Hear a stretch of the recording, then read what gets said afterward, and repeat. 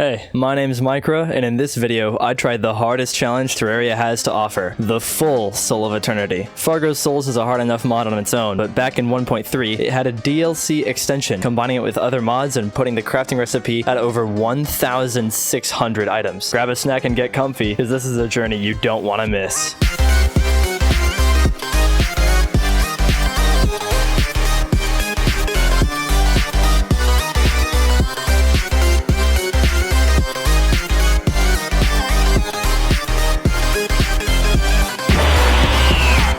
And it all starts with this world. I hated it. Not only did I forget how to set up the start with base mods, so I ended up with this atrocity, but I also felt with full force the consequences of creating any world that isn't large. The corruption just sat on my snow biome, which normally wouldn't be a big deal, but in this world there are items that you can only get in uncorrupted blizzards.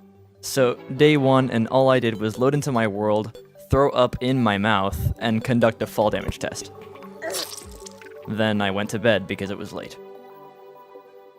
Yo, sorry to butt in, but I just wanted to mention that this video is a compilation of videos across a 2-year timeline. I've been working on this for a while, so at first my voice is going to be different, the audio mixing is going to be off, and the editing is going to be pretty bad, but don't worry, it'll get better. Day 2, the sun is shining, I'm ready to roll, and I banish that world to the garbage pits of hell where it belongs. I make a new world, make sure it's large, and actually remember to use the base setup. Choosing the 2 greatest colors on Earth, that is. Everywhere. I started by checking out my loot bags and rereading all the many starter items you get, along with several that I'd never seen before. I've always liked anti-buff mode, so I turned that on, and reluctantly I decided to turn on Eternity mode, just to see how it was, since I had never actually played with it on regularly. At this point, my journey can finally begin, and I start by exploring I start by exploring right. Upon entering the corruption, I was introduced to what the Mutant's gift meant when it bragged so bodaciously about the many new debuffs Eternity mode adds. I also learned of the new enemy mechanics. I learned very well of the new enemy mechanics. I went to the desert and immediately discovered my least favorite part of Eternity mode. Cacti hurt you. Then I got killed by some vultures. After heading underground, now with an actual light source, I discovered that for whatever reason, Pinkies now have the combined knockback power of 13 tennis rackets. And to top off the day, I talked with the Deviant and found out about Deviant's gift, which consisted of some life crystals and mana stars, accessories, silver tools, and even magic storage units. Good to know Eternity mode is keeping up with itself. It's day 3 now, I'm feeling good, and I decide to go for the first boss of the mod pack, the Grand Thunderbird. I read that Eternity doesn't actually affect modded bosses, so the DLC mods will be a good break for the upcoming giga-chatinated body parts of Cthulhu. Before that though, I just decided to explore the world a bit more. While stumbling through the corrupted cold, I remembered I should probably start the process of gathering different types of wood for the Force of Timber, one of the 9 forces required for the Soul of Terraria, which is one of the 4 souls required for the Soul of Eternity. All the way past the dungeon, I found a living tree with actual roots, so I went to see if it would take me into a cave, and it led me to exactly 1 life crystal. And before you could say Cthulhu clickbait, I was in the ocean? There's no sand. Is this just a really big lake? I mean, there's no way it's the Sulphur Sea. It's the Sulphur Sea. After heading home, I met the traveling merchant, who decided to just dip the second I realized I couldn't afford any of his wares. I caught a bunny. That's a surprise tool that will help us later. I'm not really sure why it took me this long to make a furnace. I bought an Eternity Advisor, which I didn't use for 2 hours for no reason, and went to the jungle, which, oh boy, has poison water. Awesome. Driven into a corner, I put my torch down just in time to see my own bombing in high definition. To start the Ebonwood enchantment, I made the Ebonwood armor set, accidentally trashed half of it, and then put it all on because it was the best armor I had at the time. Then I crafted the Grand Flare gun and the Grand Flare, and didn't fight the boss for some reason. Instead, I used the Instavator to check out the underground. I did find a lot of life quartz down there, though. This enchanted boomerang I found would be my weapon of choice for the Thunderbird. And the flying sharks. What, you didn't know sharks could fly? Of course they can. And thunder clap my ass and call me Adrian, it's time for the first boss. I loaded my Grand Flare gun and launched it into the sky with confidence and valor.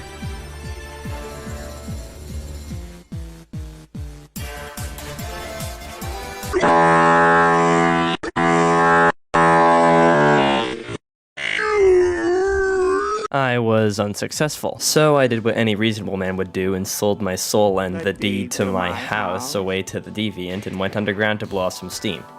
Down there I found this strange dark area with a bunch of webs that I decided I wanted to check out. What I didn't know was that this was apparently the Ligma Zone. I went around gathering life crystals and thorium ore, because I figured I should upgrade my armor set. I was already thinking about the supersonic soul the second I got my hands on some Hermes boots. To prepare my second attempt at the Thunderbird, I figured I should clear out the cacti in the area. And now that I knew the bird's attack patterns, I was ready to defeat it for good this time.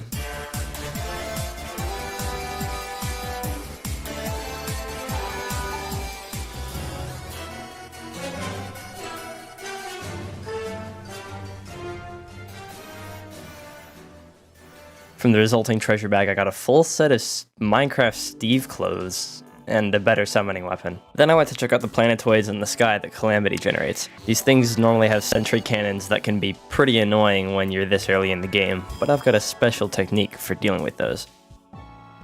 The chest had a crap ton of planters, which would be useful for making potions. Then I made an arena builder for the Eye of Cthulhu and upgraded my armor for the first time in the playthrough into Thorium. I also crafted what may possibly be the best accessory you can have this early in the game, and that is the diamond hook. Seriously, this thing is so good, I legit don't use anything else until I get the lunar hook. By now I had a strategy to speed up the enchantment process. A lot of the early enchantments require paintings, and a majority of those are sold by the painter, but the paintings he sells depend on where he lives. The one I needed for the Ebonwood enchantment only sells with the painters and the corruption. Only problem is that NPCs can't live there, so now I need a Clintaminator to get an item that was designated for Pre-Eater of Worlds. At some point I turned off Eternity mode before the Eye of Cthulhu, but I don't remember when and I couldn't find the footage either, so I accidentally did it on easy mode. And of course I beat it first try. I realized this and swore that I would do it again on Eternity later. Now comes my favorite part of anti-buff mode, boosters. These things only drop when you kill a boss in expert mode, but they give you permanent buffs when you activate them as long as anti-buff is on. Cthulhu booster gave me the effects of the Spelunker potion and Danger Sense. I made my way all the way over to the ocean and found the Angler, and now that I defeated the Eye, a bunch of NPCs started moving in. Dropping in from the heavens was Riot Games, the NPC who is supposed to sell me teleporters but instead gave me absolutely nothing. Also among these new NPCs was the Decorationist, who sold me a painting of Kappa. Perfect. Ooh, a Blood Moon. Blood Moon's over. That was about 6 hours of playing and it took me around the same time to edit.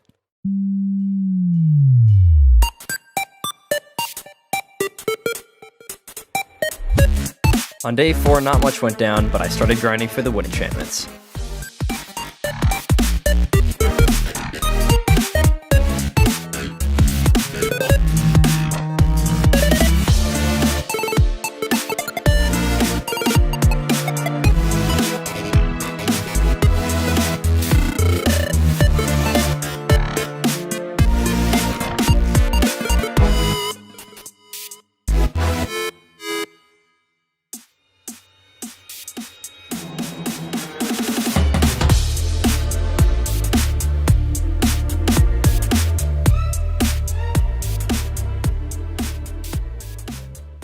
I also wanted to start the copper enchantment, but I needed an altar to convert tin into copper, so of course that means Eye of Cthulhu! I really do love what Eternity mode does to the vanilla bosses, especially the Eye. Its revamp fight is very fun and very hard. I'm going to show the full fight for these bosses just out of appreciation. Hey, I don't remember this part. Apparently it killed me. I just edited that entire last segment without knowing this. Why didn't I kill any of the previous bosses? What am I doing? Alright, Desert Medallion, Underground Desert, build an arena, go to the Corruption to craft it, and fight the Desert Scourge.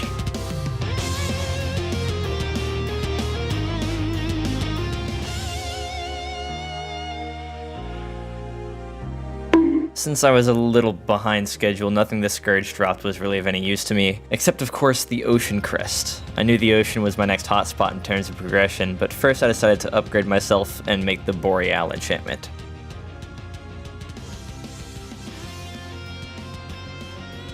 Ah, the first one that's actually useful. I also strategically moved the painter to the jungle to get his latest piece, Do Not Step on the Grass, which is required for the Mahogany enchantment.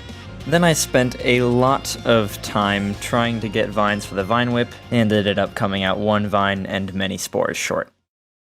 Honestly, I think the Sunken Sea is one of my favorite modded biomes, and I'm really glad the progression system forces me to come here. Something about it just makes me feel so calm and at peace. Oh god. Something about it just makes me feel so calm and at peace. Maybe it's the tranquil navy color. Maybe it's the calm, soothing music, contrasting against the chaos constantly unfolding in my world. But I really like it here, so I take my time. Oh yeah, day 5. I feel lazy today, so I'm gonna try to make this nice and quick. Let's begin with our morning routine.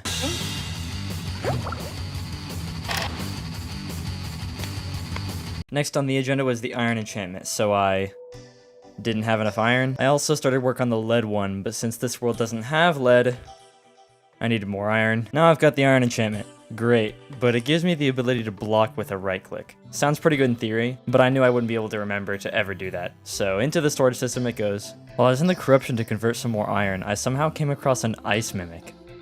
And it dropped a frost brand.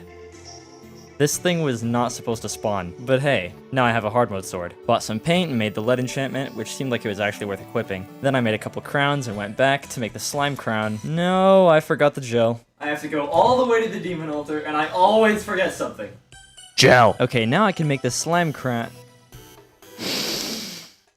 Now I can make the slime crowns. Eternity doesn't do too much to this fight, it just adds some more projectiles that fall from the sky. Luckily, I only needed one of the 2 crowns I made, and I owe it all to that mimic spawning in pre-hardmode. The booster gave me more jump in my jump. At this point, I decided to take on fishing quests. Fishing quest. 1.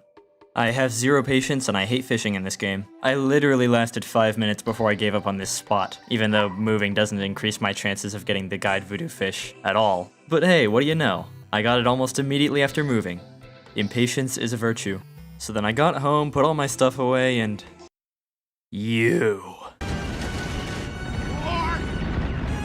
I made a shiny red balloon so I could start worrying about my next pair of Air Force Ones. Then I went off to go fishing for tuna and instead caught 9 bass in a row. I need new armor. Thorium just isn't hip with the kids anymore. Or the giant corpse worms.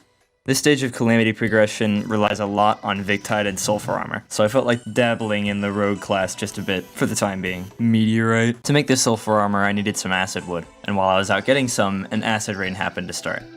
Oh yeah, and then the aquatic scourge just kind of pulled up, and it was actually chill for a bit. Then my summon attacked it, and I got hit with enough karma to post on r/dank memes. Y'all, it was over a year ago, please. Just let me off the hook with this. Let me off the hook with this one, please. After the Scourge so kindly guided me back home, I made some meteorite bars and carefully considered whether I should make the meteor fist or the space gum setup. So of course I just made a pickaxe and put everything away, as I needed some more ingredients to make the 30 battle potions required for the unlimited battle potion, but I was too lazy to go out and get them. Luckily in this world, when you're lazy, you can pay to have things done for you. This random angry dog dropped a Tome of Order, and a mythical one at that. I didn't realize at the time, but this is an amazing magic weapon to have early game. Good thing I threw it in my mass storage trash bin to use later. Now that I'd done the necessary farming, I made myself the Sulfurous armor set, still sticking to the rogue class. But I still needed some urchin needles. I headed over to the Crimson to destroy some hard orbs and see what I could find. In the process, I accidentally summoned the Brain of Cthulhu. Do I even have to explain what happened? Still needing urchin needles for the sulfurous legs, I went over to the ocean and obeyed Amper's circuit law and made the full set. Next order of business is to check out a meteor that just landed. You! More! The Abyss is cool. Usually. But I checked out mine and all the chests required shadow keys. And so my inventory was full of nothing but disappointment. Normally you'd think the Abyss and the sky are completely different, but thanks to Eternity mode, they're actually pretty similar. They both make you hold your breath. I later realized that with my Extractinator and Meteorite, I could now make the ingredients for the tin enchantment. And this time I actually made it to the demon altar without forgetting anything. And this thing looks really good actually. Your crit chance constantly goes up as long as you aren't hit. Definitely worth putting on. Little did I know the silver enchantment was actually cooler. It's basically a summoning weapon that you wear as an accessory. A little sword flies around and hits things for you. I felt extra confident as a result of having these new enchantments, so I thought I was able to fight the Eater of Worlds. I was wrong. Maybe the Brain of Cthulhu will be easier. Wrong again. I need an upgrade. And that means whoopee cushions. But first, let's die to the worm again. These giant annoying worms that spawn underground are the only thing that drops the equally annoying whoopee cushion. I need one because a fart in a bottle is an ingredient for the Aeolus boots, the Eternity equivalent to the Terra Spark boots. Horseshoes also has a recipe now, so I hopped over to a Sky Island to get Skyware stuff and made the Green Horseshoe Fart Balloon. I don't know if my process of making new rogue weapons is even worth mentioning because I just used them against the Eater of Worlds and died to it again. It's at this point that I realize I haven't even properly done the Eye of Cthulhu yet. And finally, to further invest in my terrible progression, I went to Hell and got a Hellforge. Yet, so far the playthrough has been very, very slow. But these first 5 days were just spent learning the mechanics and mentally adapting to the new difficulty. From day 6 onward, things start to pick up.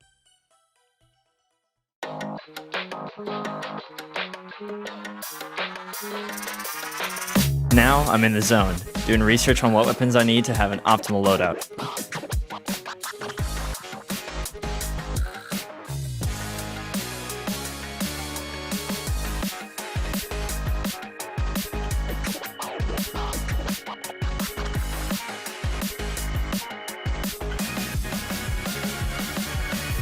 I think it's high time we take on the Eye of Cthulhu.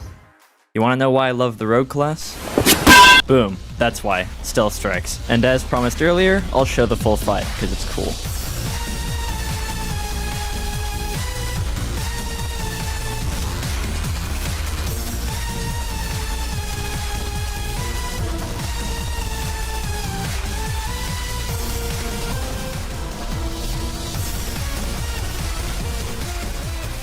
Looks like Meteor Fist was the way to go. The eye dropped a bunch of stuff that I wouldn't need until way later in the game.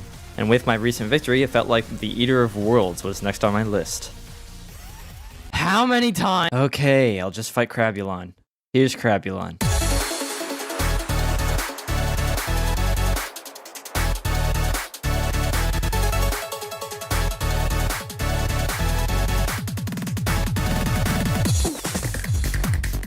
The Shrimmerang and the Fungal Clump were definitely great items to get. I went to check out the underground jungle and snooped around Draydon's underground research base. It had nothing useful, so I just went around the underground jungle and killed things until I had enough spores and vines for the Ivy Whip. Now I've got the Mahogany enchantment, but all it does is make your hooks faster, which I don't really think is worth an accessory slot. Next up is the Decree, so I have to go and farm for some frigid ooze over in the snow. Luckily, a blizzard's already happening. Here's the Decree.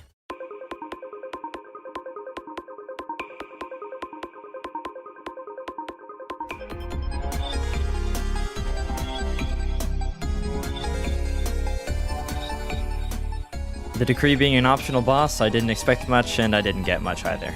Last task of the day was making the palm enchantment, so I went back to the ocean to check on the palm trees I had planted and acquired the enchantment with my new homemade demon altar that I was able to craft from the shadow scales that pieces of the Eater of Worlds dropped. This thing also kind of functions as a summon weapon. It summons a little palm tree guy that throws coconuts. However, it had to be activated manually, so I put it away. I finished the day off by just reforging some of my items. On day 7, I learned that all of the ingredients of the Terra Force are actually obtainable in Pre-Hardmode, so I figured having all those would be pretty useful.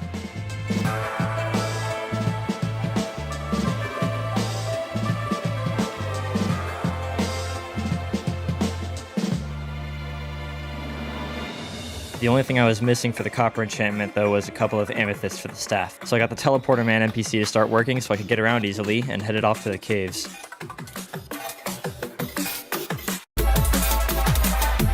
This thing shoots lightning at things. Apparently this strange zombie NPC has a secret to tell. Did you catch that? I did. My next sights were set on the Obsidian enchantment. In the meantime, I also went around and set up my transporters. Conveniently, I also got an Obsidian Rose from the very first imp I killed. Because I had all the materials, the ring seemed like a good accessory to make.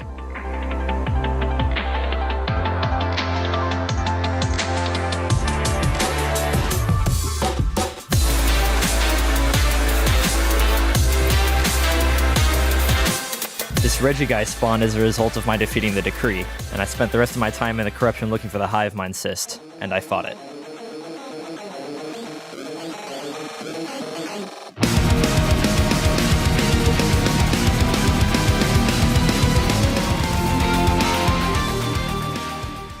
I got the ground is glittering with cyan light message, but the aerialite ore didn't actually show up, probably because I still had the perforators to deal with. I got a piece of ancient shadow armor and a bunch of weapons that I wasn't going to use. I used the demon eye that I got to expand my storage system a little, then headed straight to the Crimson to try out the perforators, but my teleportation strategy kinda backfired. So then I tried again and just barely missed the mark. But regardless of this failure, this day showed some amazing progress.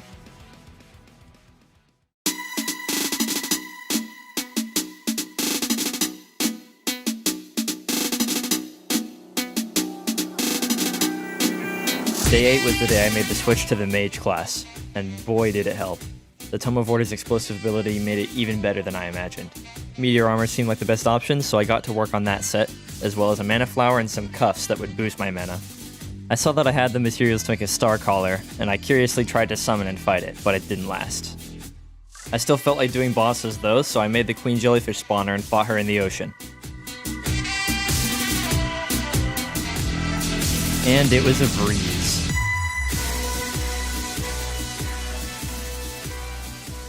I had Christmas turned on because I was hoping to get a candy cane sword for the tungsten enchantment, so that's why she dropped candy canes in presents. But I didn't get the sword or anything else useful from her.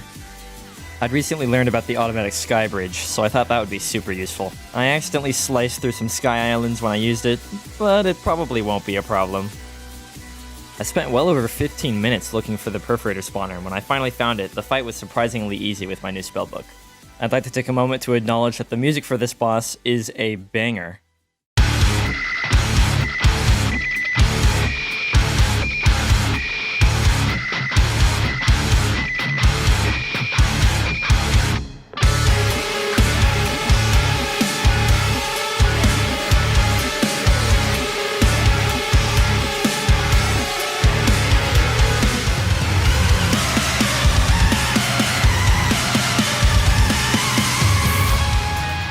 The only drop I really took note of was the Bloodbath Staff, which functioned similarly to the Skyglaze. I've lost to the Eater of Worlds many times now, but I think it's finally time to put it to rest.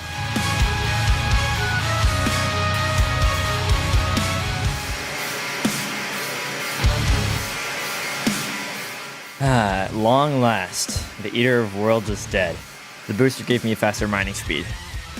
I then tried the brain, but that didn't really work out. But then the boss checklist told me it actually did work out, so victory, I guess. Now aerialite ore is readily available to me, so I went on a little mining trip to get some and made the armor set. Now I was ready for the Queen Bee, and after 2 losses, I went ahead and reforged most of my accessories and got it on my 3rd try.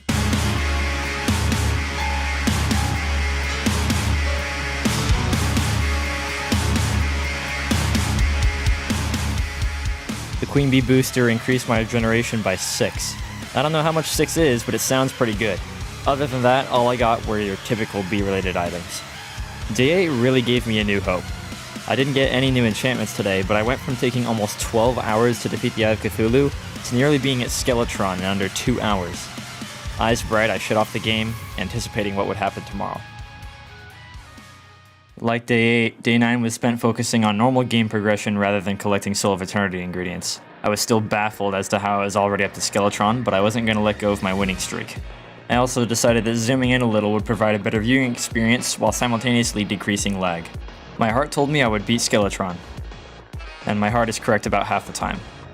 I did get him on the 2nd try though. In Eternity mode, it just straight up turns into a Dungeon Guardian during its last phase. Kind of. You'll see what I mean.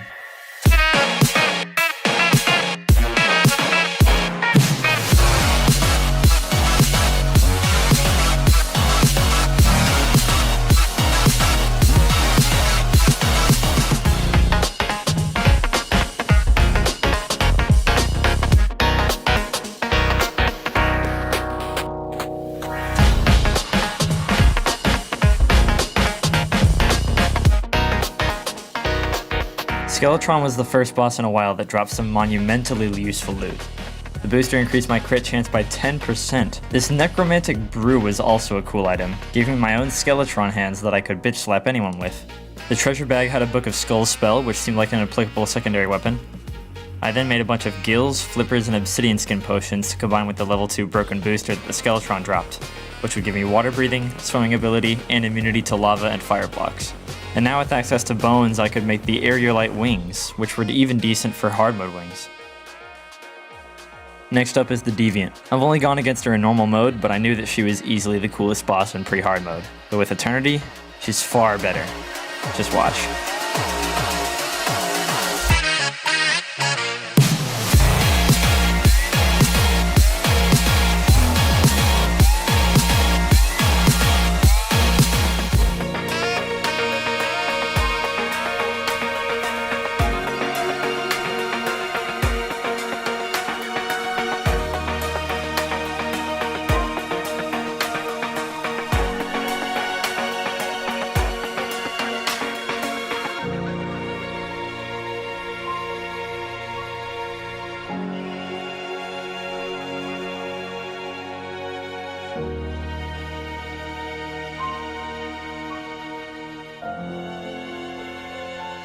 The only notable thing that the Deviant dropped was some deviating energy, which would be used to make the Aeolus boots if I had ice skates.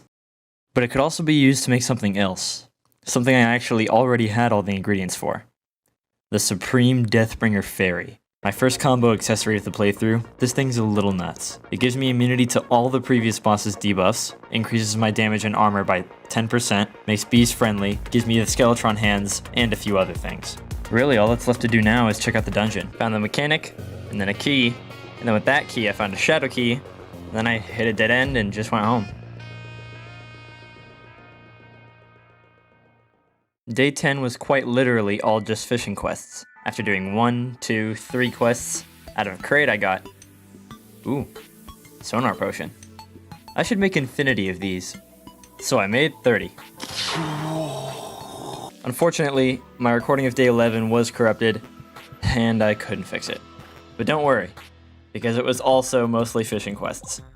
But there is one important thing that happened. Remember how I couldn't make the Ebonwood or Shadewood enchantments?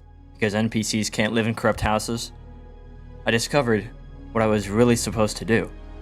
The answer was quite literally in my inventory the entire time.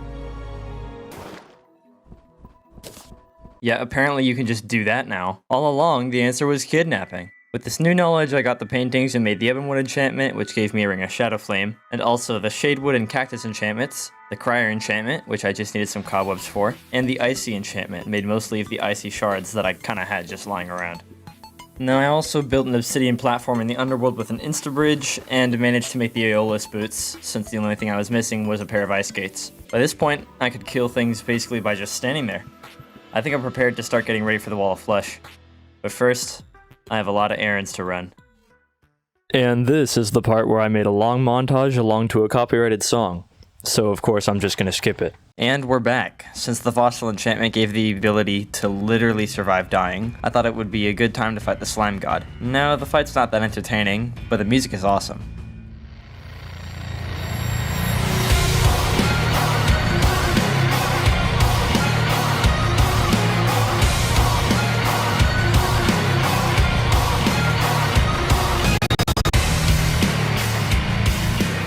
The Spiked Mana Polarizer was the only useful thing, other than the materials for the Statagel armor set. The only thing standing between me and the Wall of Flesh. The set bonus was pretty good. It gave me temporary immunity and a little extra jump height. My checklist told me it was time for the Star Scouter this time, and I luckily had one alien tech left over for the spawner, and the fight was now easy. I also wanted the unlimited mage buffs, so I just made those by buying the plants. Then I got a bunch of lapis and farmed some harpies to make the lapis enchantment. Oh yeah, side note, yet another mimic spawned and it dropped the magic throwing knife. Now I know what I'm using on the wall. Eternity Advisor tells me I should use a shadow enchantment, so I gleefully obey. Also, the game was forbidding me from netting the traveling merchant because it was a Lue AFK NPC, so I was forced to use the NPC Butcherer cheat. I was not aware this killed everyone. What a note to end the day on, huh?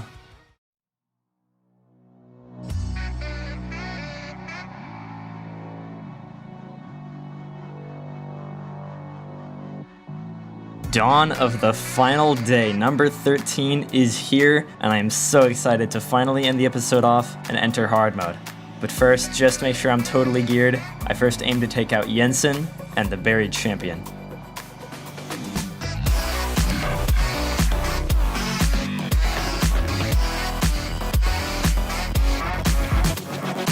And here we are. Since this final fight is so important, I'm going to leave full commentary on for this one. Alright. I'm ready. Let's go.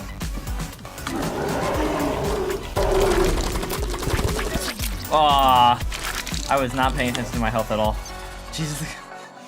It's going. Got it down to 50. Dang, this is gonna be harder than I thought. Guess I'll give it another go, now that I know how it works. I just gotta pay more attention to my health. Oh. Started for me. And it's on the other side. What? Hello. Hello. I'm fighting the wall of flesh, but it's ridiculously hard. Oh shit. One attack. Okay. Oh crap, curse flame. You just gotta be constantly moving like up and down. What was that? Oh jeez. Why It's is almost he dead. pissing? Why is he pissing though? Oh, I don't know. Oh jeez. That didn't do that much. Yeah. That would really suck if you like got John Garcel. No. You got Oh, John it was so Garcel. close. Okay, wall of flesh. You might win this time. You might win this time, but we'll see about it. Little shit. Let's go. And by the way, for those of you who've been skipping through the video just because you want to see the fight, this is it. This is the round I beat the wall. I love how that's Whoa. the official Cards Against Humanity expansion pack card. Are you kidding me? Yes, it all Okay, so yeah, caps. definitely don't get hit with the laser. Thought that was obvious. Yeah, but like, really don't get hit with the laser. Do the big ouchie, eh? And I'm No, dead. it does the big flip your controls. Wait, are you actually dead? Controls? Yes, it flips your controls. It gives you confusion. The worst debuff in the entire game. That sucks. Okay, my summon's doing pretty well. Alright. Got it.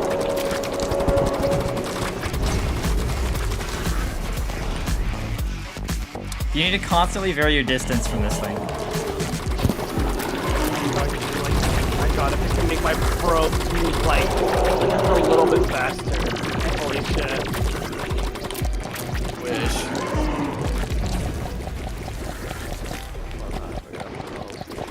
Gotta... Okay, doing pretty well. Thank him. That worked. Oh.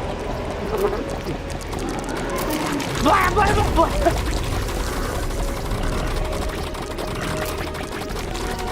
Alright, this thing's starting to like phase changes a little Is more. that it? That's our goal. We got more to do, but that's what we're supposed to do. Oh jeez, it's going turbo mode. It's going sicko mode, bro. Oh, there's 3 more. Hey guys, this guy said I can play.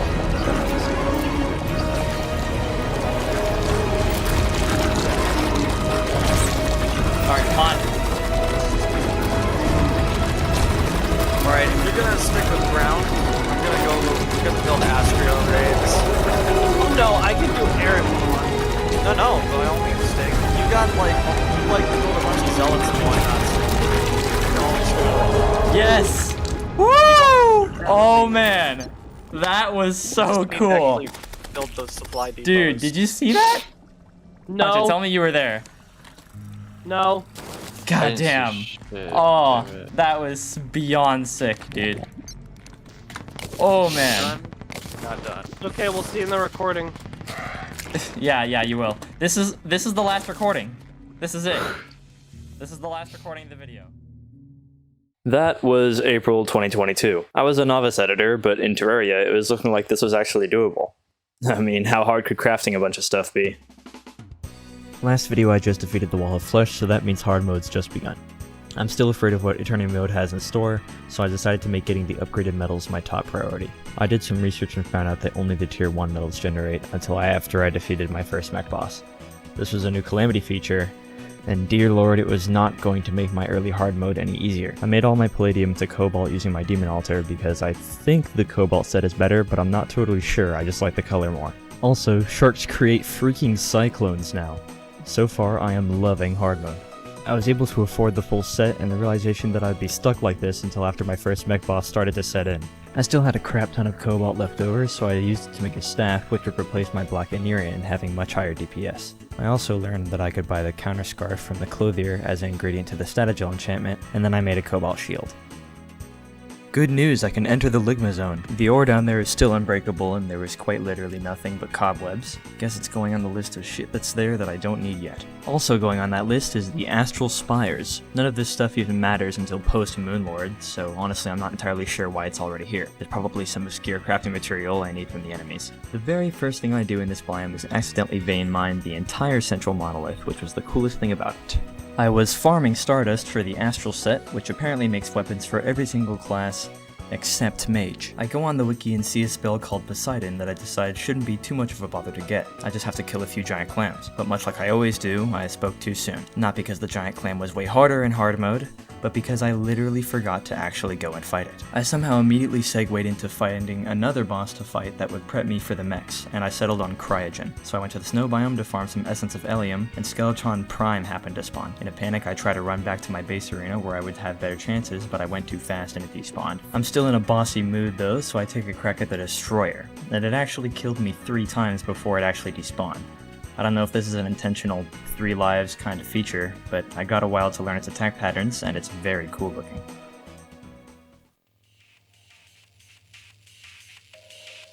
The first thing I did on day 15 was head over to the snow biome to do more farming for Essence of Ellium. I got home and made the cryo key, then went straight to fighting the cryogen. It was super easy compared to the Destroyer, which could very well live up to its name. The thought that I should enable Revengeance to balance it out crossed my mind, but dealing with Eternity mode was hard enough already. Its treasure bag had a new set of what were technically wings, which flew a little higher than my current ones, as well as an ice key that I could only assume was usable in the post-Plantera dungeon chests. Almost immediately as I got home, the Destroyer spawned in again and I pulled another so I got to work on new enchantments to up my game. The Cobalt enchantment is the big kahuna right now, but I need the Ancient Cobalt enchantment to make it, which means jungle farming. Additionally, because I can never be satisfied with my loadout for more than an hour, I bought an Icicle Trident from Mr. Freeze over here. Because Calamity is generally a harder mod than Thorium or SOA, and I know more about it, its items are going to be more attuned to the difficulty of Eternity. Between, I also checked out the dungeon a bit more and finally found the wizard and a cobalt shield. As you can see, not only did I get all of the ingredients for the ancient cobalt armor, but I also picked up a few life fruits along the way. My advisor tells me I need an obsidian shield, which I make quickly with my cobalt shield, but the Ankh charm is, it's a different story. And to finish off the day, I took one last try at the Destroyer. 2 last tries at the Destroyer, and now with the extra life I had, it went rather smoothly. The booster gave me more running speed and health, and the treasure bag had a mechanical cart piece and some souls of might. Nothing else worth note, I'm trying to make these videos shorter. I can't believe I'm getting this annoyed by the Ankh shield when the entire point of this video is to make an item with 1500 crafting steps. Okay, this was a good one. I seriously thought that I had finally found the ice shrine after looking for it forever, but this whole thing was a meme. Who's H? Several Ankh charm ingredients such as the blindfold require souls of night, and for some reason Calamity made it so that you can farm those just by breaking these demon altars. You can also farm this stupid hammer thing that keeps clogging up my inventory. I'm still mad about the H thing. Behold, my crap ton of Souls of Night. It won't even last 2 days. I'm basically always short on mithril since it spawns in such small pockets, but I finally got the anvil, which I've been waiting on for a while for multiple recipes. Like all of these. By the way, I enabled Revengeance mode, Calamity's custom difficulty, because I felt like the Calamity bosses were too easy compared to Eternity mode. Spent a bunch of time underground looking for life fruits and ores, then came back up and made the mithril and orichalcum armor sets, the cobalt enchantment, and the cursed flame for the orichalcum enchantment. I made this void lens and fought a beholder boss in the underworld. I liked its lava wave attack. It also dropped a slightly better summon weapon. I unsuccessfully farmed some mimics and successfully farmed for Souls of Light to make a mechanical eye, which is going to be the key to making this video longer than 10 minutes. Seriously, I don't know what the deal is, but Eternity made the twins ridiculously hard. Even worse than Skeletron Prime, just had beefier arms. Oh, and yeah, I beat Skeletron Prime first try, Eternity mode and all. Its drops contain, surprise surprise, another ingredient of an ingredient of an ingredient of the Soul of Eternity, along with a booster that gives a 200% Thorns effect. I died to the twins again, then dug around for adamantite and titanium, finishing the day off by crafting the titanium set.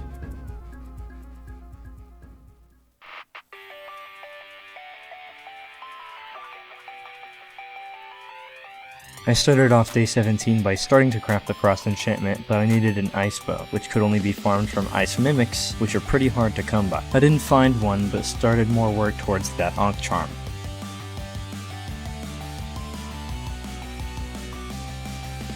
You like crafting montages? Get used to them, this is the Soul of Eternity we're working for here. I dug around for cryonic ore, which was an upgrade from titanium I needed, clearly. Combined with crystals, it was used to make the Daedalus armor set. I then crafted a white phase blade and a titanium sword, and used my old titanium armor to make its enchantment, which gives, like, reverse invincibility frames. And even that still wasn't enough against the twins. I died to them one more time and then logged off for the day.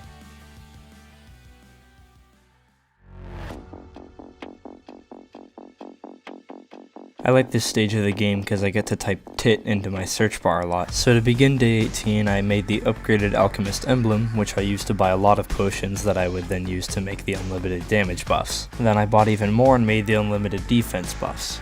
Made pink candles for ultimate peaceful. Lots of crafting today. Also, I'm just going to skip over the effort that went into making the Omni Station because with anti-buff mode on, it is completely useless. After a bit of sky farming, I got my hands on a Nimbus Rod, which is an ingredient in the Rain enchantment. I also made this sundial, which lets me skip time forward by one day, but only once a week, which is going to help with getting stuff from the Traveling Merchant. But you know how the Traveling Merchant is. If he doesn't have what you want, put him in the bag. I got some angler pants for a fishing quest, which means I almost have everything I need to make the angler enchantment. Next, I wanted to make a vodka with unicorn horns in it so I could summon the drunk princess who sells candles that increase your spirituality.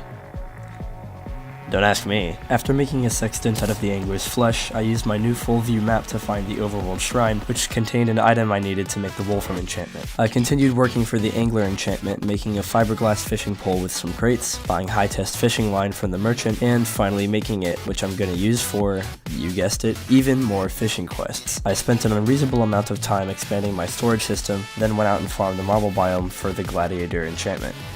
One of the grates from my fishing trip earlier contained an ingredient for the depth diver enchantment, so I checked out the aquatic depths under my world's left ocean to gather the ingredients to make that.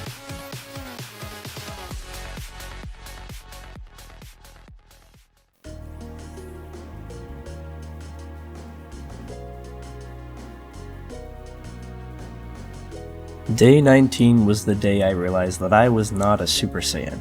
That, of course, is a problem. I made a Z-table, opened up the Dragon Ball Terraria wiki, and got to work. I ate this book and learned how to fly. Now, just like you can combine accessories, I can also combine my crafting stations. Here's me making a multitask station and an elemental assembler. I bought a Grim Pointer from the zombie NPC and killed Viscount, which I've been trying to find since part 1. I made Frost Hunter armor from Decree Fur and Hylian bars from the Panda guy to make Frost Hunter enchantment. Farmed a bunch of undead miners for the miner enchantment. Farmed ice mimics in the ice biome for the ice bow for the frost enchantment.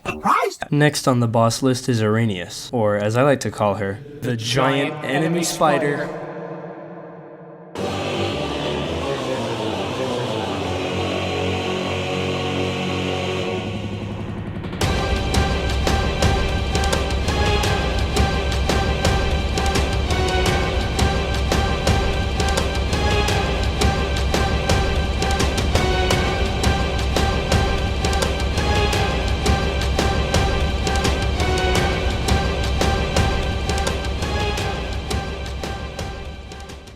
If you expected her to drop something useful, you'd be wrong. And yes, I did make that song solely for this bit. The little spiders from the Ligma Zone had more useful drops than Arrhenius. I used their fangs to make this magic scroll that increased my key charge rate, and used that to fight the Brimstone Elemental, or as some people like to call her, Lava waifu.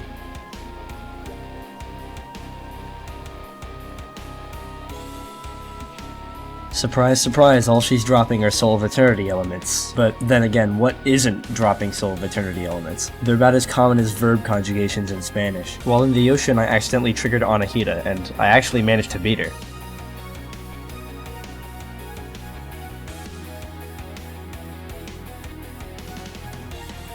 You know, I almost didn't want to kill them.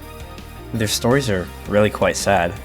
Anahita is a goddess, so she's not dead, but I just laid waste to her only friend. And she was the last of her species. Oh well, that's what you get for fucking with me. All jokes aside, it was a hard and a fun fight, and hats off to the siren who lost her home. Holy shit, 20 defense? That's going on. And of course, since the duo were supposed to be post-Plantera, I got a massively better summon weapon. Anyway, the reason I was even in the ocean in the first place was because I needed some more starfish for some seafood to summon the aquatic scourge. But I kinda just forgot about that and tried to farm for fish parts, and wouldn't you know it, I got the pocket guide first try. Which means now I can make the fish finder, and if I combine that with a GPS, some goblin tech, and an REK 3000, I can make a cell phone. Now that I can text all my bitches, I'm a seventh of the way to having infinite building material with the power of the World Shaper Soul. This is seriously the item that I am most excited about for post-Moonlord. The Scourge wasn't a very impressive fight, but it did give me a slightly upgraded magic weapon. It also gave me part of the mollusk enchantment, so I went to the Sunken Sea to farm for mollusk skeletons. I also got a Poseidon spellbook, which was yet another upgrade. Time to finally ditch the magic knives. And finally I used the navy crystals to make an even better spellbook. It was called the Frigid Flash Bolt, a combination of ice and fire based books that reminded me of Freeze Flame Galaxy.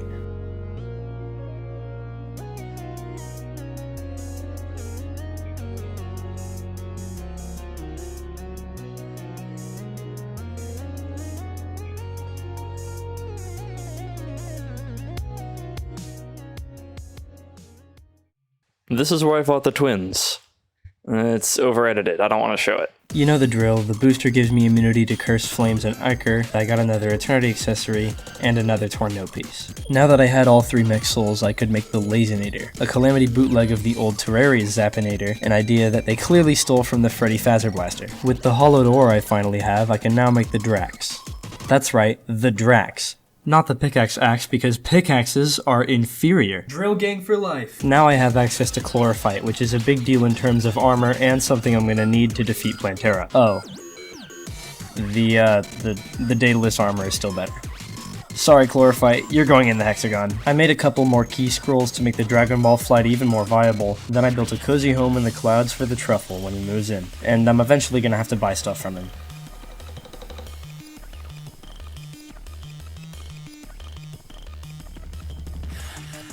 Also, I learned that what I fought earlier wasn't actually Eternity Mode Skeletron Prime. Calamity's Revengeance bugged it out, so I had to turn it off, and then I could begin the real fight.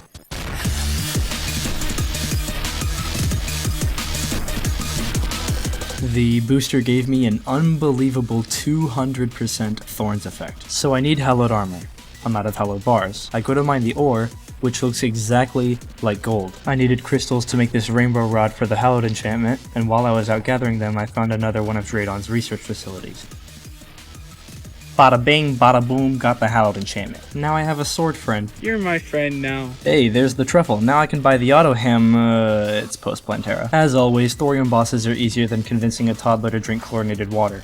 Harpy Queen Rainier was no different. Yet somehow this Witherstaff the Lich dropped was the best magic weapon I had yet. I started a goblin invasion to get an item called the Wretched Pouch from the Summoners, another ingredient of the Bionomic Cluster. I then used a City Buster bomb in the jungle to try and find a jungle mimic, which would drop another ingredient. I never found it, so I went and bought more of those good candles to use in the Calamitous fight.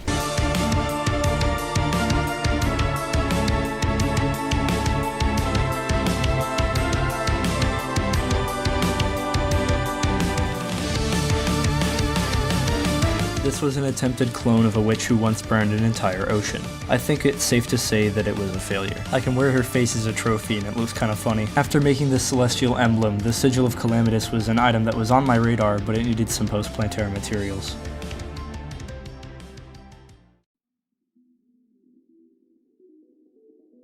The Dubious Circuitry, an item made from the drops of the 3 mech bosses, and an upgrade from the Supreme Deathbringer Fairy from earlier. I just kinda forgot to mention when I crafted it. My boss list had the Ogre on it, so it's time to fight the Old One's army.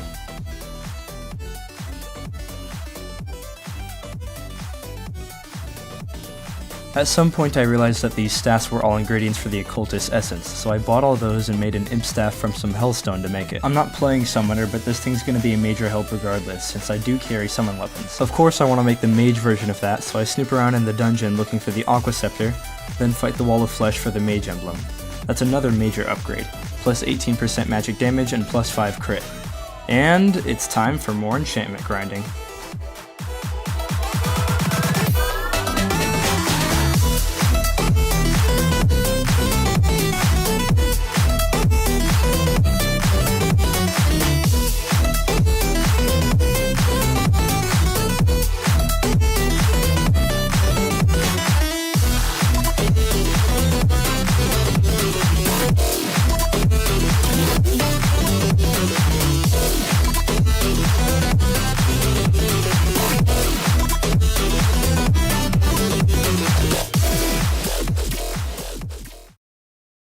It was around this time that I got into contact with Much, a smaller channel that became oriented around modded Terraria about 9 months ago. But make no mistake on first glance, because this guy's passion for the game may even exceed my own.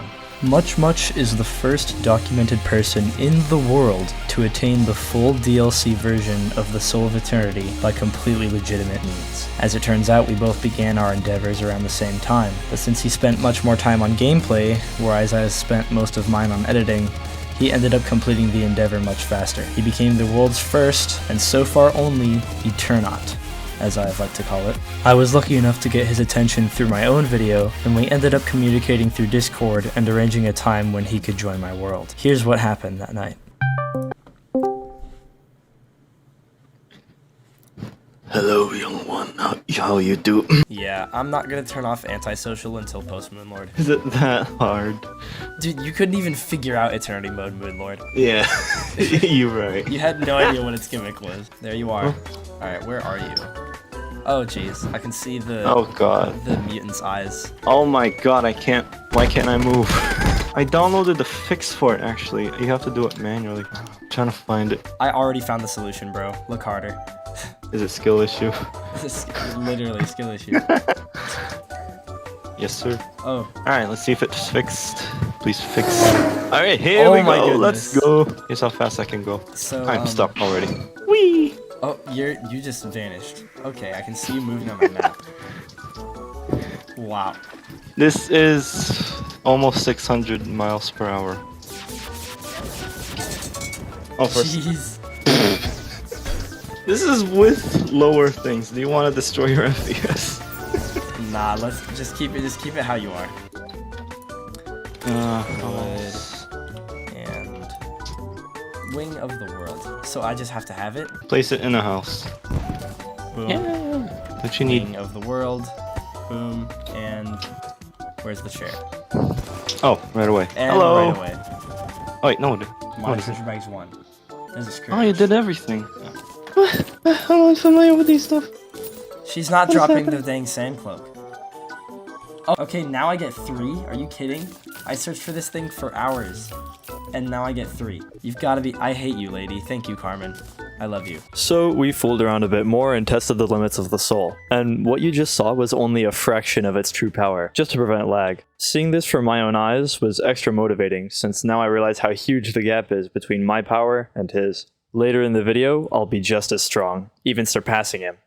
Just stay tuned and watch how it plays out. I don't usually stream it to people while I record, but I don't know. I didn't feel like leaving y'all. So, the problem with Plantera is you can't just spawn- oh. Well, I was going to talk about how hard her spawners were to find, but there's literally one right here. Alright. Oh, crud. See, this is Eternity Mode now. Okay, So after I got destroyed by Plantera, I figured it would probably help to double the size of my arena. So I made 3 city busters and totally failed to align them correctly. Okay, arena's fixed, time for attempt 2. Now I'm getting too far away. Alright, new plan. I'm gonna make every buff item I can for combat.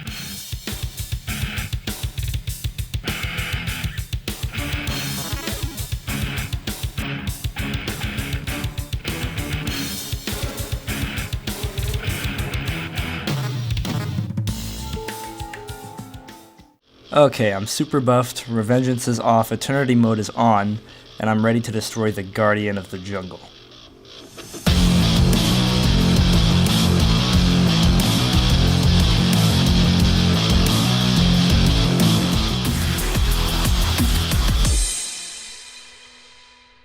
There we go, the plant's dead and I used pre-Plantera armor and gear. Mostly. Now that I could use ectoplasm with a clean conscience, I've got a bone to pick with the dungeon. I got a bone to pick with you! I made a set of Spectre armor and a hoverboard from some Shroomite, then fought the next boss on my checklist, the Great Sand Shark. Y'all know the beef I've got with sharks in this series, but with this thing being on normal mode Calamity, whereas I'm decked out in post-Eternity Plantera gear, it went as follows. Clearly this is getting a little too easy, so I'm not messing around anymore. Revengeance, Death, Malice, the toughest Calamity has to offer. And let's check out what it has for me next. Astrum Aureus, the Golden Star. The name is rather misleading. The only reason it's gold is my shower. That doesn't sound very good. Before I fought it, I made this Primordial Earth spell from the Great Sand Shark's drops. Now let's make the Astral Trunk to spawn it and see what Malice has to offer. Whoa, now this is a change of pace. Finally some formidable bosses. By the way, Draydon, the guy who made all those underground bases I found, he also made this thing, and this isn't the last of his creations we're gonna face.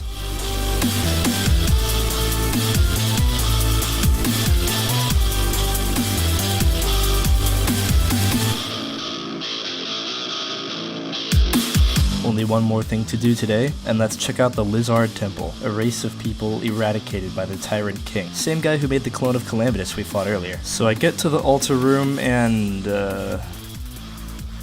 oh, I see the problem. This is a buff. I have anti-buff mode turned on. The game is buffing me and then removing the buff every single game tick. But it's just more particles, nothing I can't handle. And the golem is... Bruh. Hey, you want a wiener in your mouth? Fuck, man. Get your ass on. Not only is it sans Undertale, but this is the most screwed up and low effort fight I've seen in Eternity Mode yet. The thing just heals all the time. Now there are two heads. Even fighting it on the surface, it seemed like I couldn't get past its self-repairing, so I just gave up for now. Here, again, is a huge amount of grinding with copyrighted background music. I'm just too much of a Temanite fan. Anyway, I'm just gonna skip forward to the Golem fight. The song is unreleased, so I don't think it can get taken down in the future. Problem is, I kind of over-edited this fight. So, just a heads up, you're not gonna be able to see shit. I hope you like the beats, though. I'm using a weapon with homing projectiles to make sure I never miss a shot. It's no longer an endurance battle, it's a battle of damage. And this time, I don't plan on losing.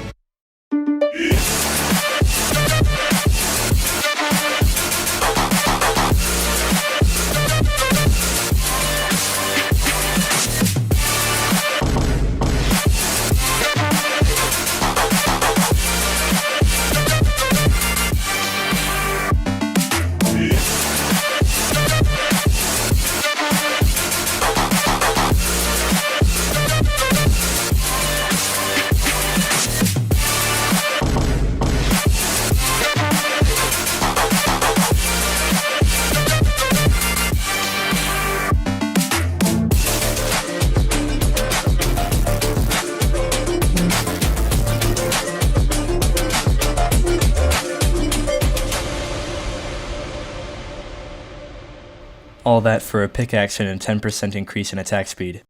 Yeah, sorry, I just can't undo my old editing. But now is the point between the second and third episodes, so we're in the late game now. Thanks so much for watching a whole hour of my blabbering so far. I promise, it gets better.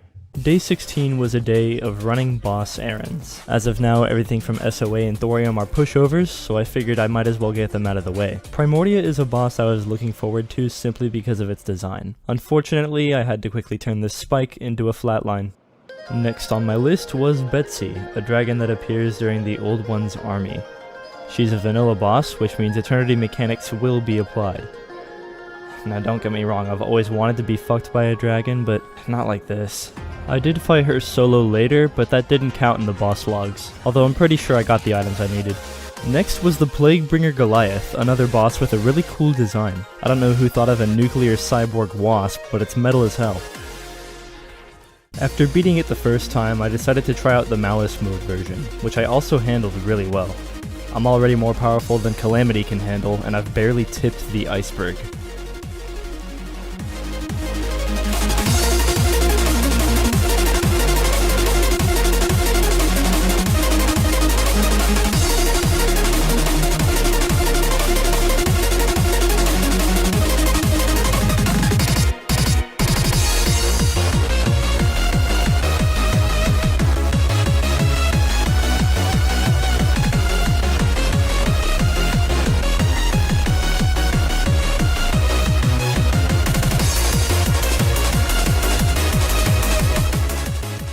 I'll try the Duke next. Now, the way I feel about Duke Fishron is the way Poe feels about stairs. Never in all my 9 years of playing this game have I been able to defeat him pre-Moonlord. So how about we just skip to the end?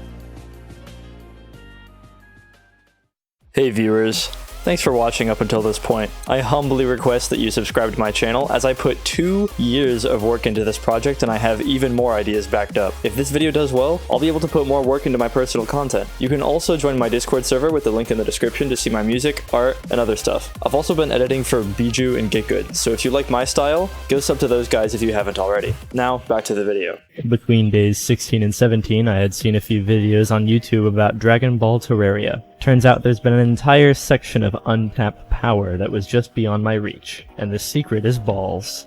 Dragon Balls. There's 7 balls that randomly spawn in your world. A device called a Dragon Radar can detect them, so I bought one and began my search. According to the anime, collecting all 7 and presenting them to the gods will allow you to have a wish granted.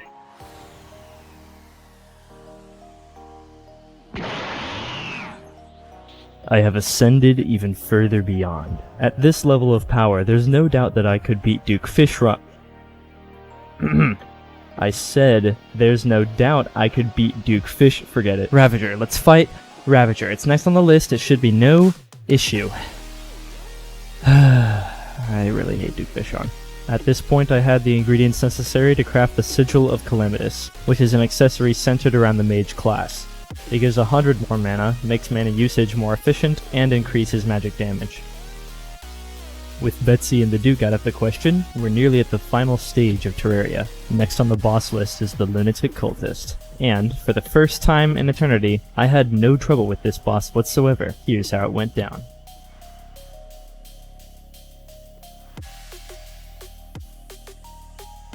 Alright, let's slow things down here and take a look at what we've got. The Cultist Booster. Reduce damage from Celestial Pillar enemies. The Celestial Seal gives me another accessory slot. Nice. The Celestial Rune is an Eternity accessory, and I don't even understand its description. And I don't open the treasure bag until later.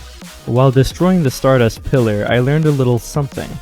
Attacking a pillar with anything other than its respective weapon type damages you instead. Oh, hooray, I got magic weapons from the treasure bag. Magic weapons that can't damage the other pillars. Super convenient. Anyway, I pulled out a melee weapon I had lying around called Violence, which drops from Supreme Wait, what? I'm assuming this weapon was changed to the 1.4 port and it dropped from something else, because otherwise I have no clue how I got this weapon. I got these meld blob things from the solar pillar, and apparently they make some really good items. With the fragments I already had, I decided to make a nebula blaze. I also used a summon weapon called the Destroyer Cannon to take care of the Stardust pillar. By the way, I went over the part where I crafted the Chalice of the Moon, but it does all this. I then crafted a ranged weapon called God's Bellows out of the meld blobs to take out the Vortex pillar, along with a Tome of Fates. We're stepping out of line here, but I think now is an appropriate time to fight the final boss of Thorium, the Primordials. The Primordials drop a weapon that is going to be essential for countering one of the Moonlord's gimmicks. You'll see what that is later. I crafted the Doomsayer's coin and spawned them in.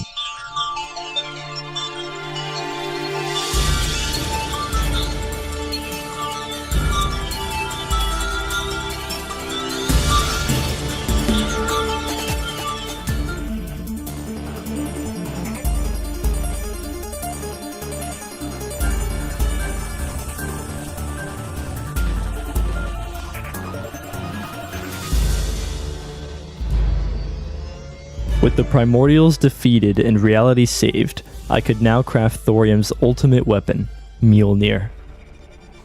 Mjolnir functions like a low-range Zenith with 500 base damage. The catch? It's classless, true damage.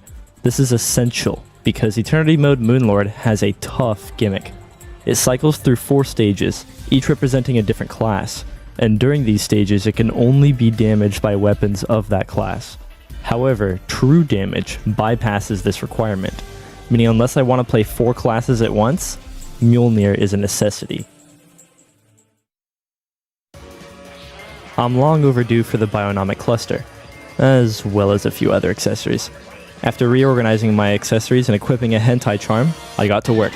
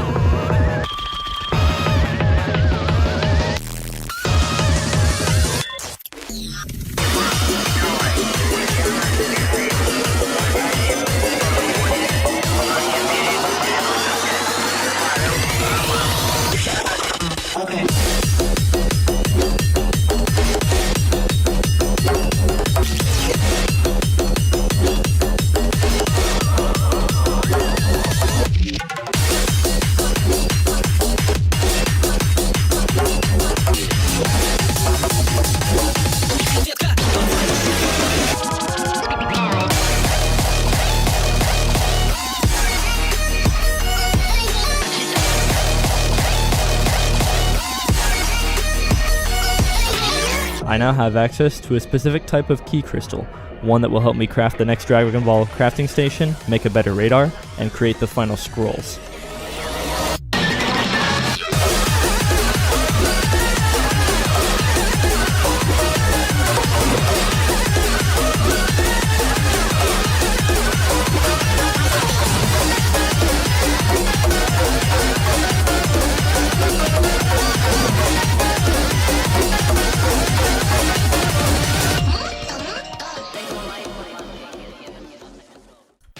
After I finished crafting my enchantments, I felt that I was about ready to attempt the Moonlord. I took care of the last remaining pillar, teleported home, and met with Cthulhu.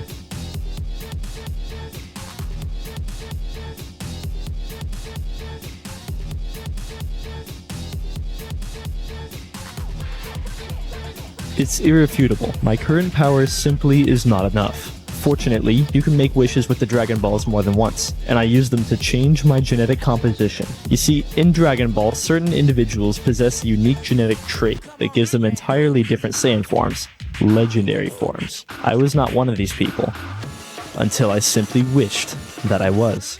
What I didn't know was that going through this genetic change-up would put me back at the start of my progression, which means I have to re-unlock my Saiyan forms. Or I can just wish for that too.